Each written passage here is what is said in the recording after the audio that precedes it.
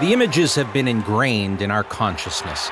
The great Jackie Robinson swinging the bat and tearing up the base paths as a member of the Brooklyn Dodgers, making history by breaking the Major League color line in 1947.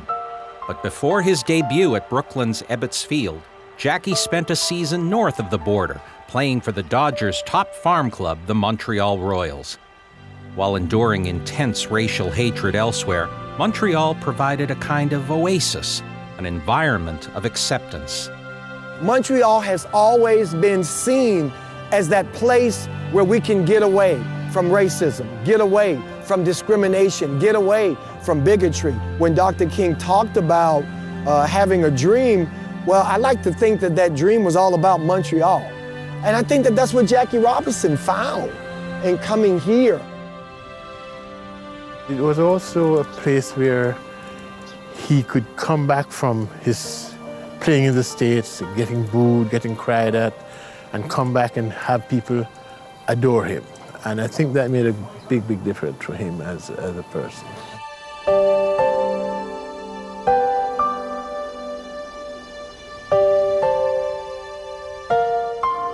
Jackie and his new wife Rachel lived here, on a cheery residential street in this multicultural Mecca, far from the Jim Crow South where he had suffered through a tumultuous spring training.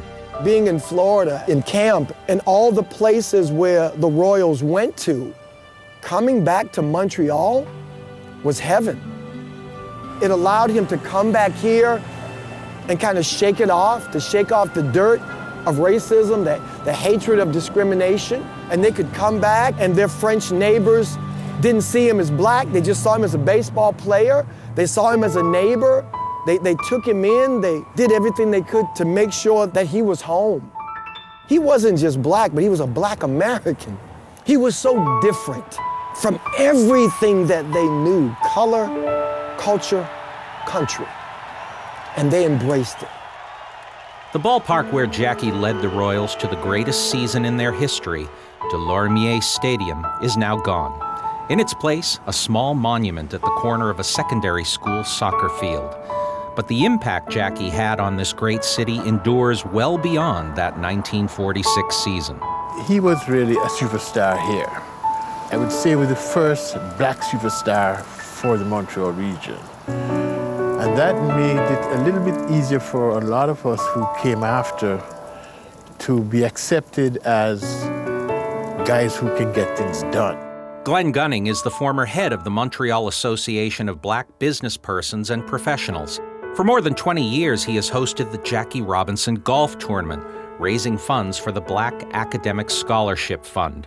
That's just one way the Robinson name is still benefiting young people of color in Montreal. Because the scholarship is the name Jackie Robinson Scholarship, we ask all the students who are applying for the scholarship to read something up on what is happening and who Jackie Robinson was.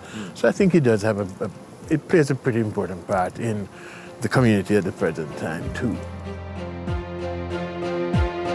Yeah, you know change is a funny thing. Tomorrow never knows what the sun will bring. Jackie had a difficult task, laced with hate, and a gift he didn't hesitate to embrace. Young Montreal continues to recognize and honor the legacy of Jackie Robinson. Anakin Slade is a hip-hop artist known for his lyrical tributes to some of Montreal's greatest athletic heroes. His latest work uses the music of today to bring the past alive for a younger audience. It's both a celebration of the man and an exclamation of hometown pride. Temporarily held back in the blackest of times. No secret handshake, silent shackles of lies could stop the flood of change when Jackie arrived. Couldn't stop it this time. Yeah. When Jackie arrived, we all changed. If my song can make some kid somewhere say, I don't know this story, I want to know more about Jackie, I want to know more about his significance in Montreal, then I've done my job. Everybody knows about Jackie Robinson, but I think there's a lot of people out there that don't realize the significance of not only him in a social way, but also to Montreal itself, my city, which I love. I wanted not only the world to know, but I wanted Montrealers to know. I wanted them to be proud of their city. I want them to be grateful that they are Montrealers and they can hold on to that legacy. And for many, that's a legacy that defines what Montreal is all about. And Montreal still embraces people from every culture, different countries, and different colors. Montreal is still doing now what it did in the 40s when Jackie Robinson called Montreal home. It reminds us that there are still people who do judge us, not by the color of our skin, but by the content of our character. Jackie Robinson had a tremendous amount of character, but so did Montreal.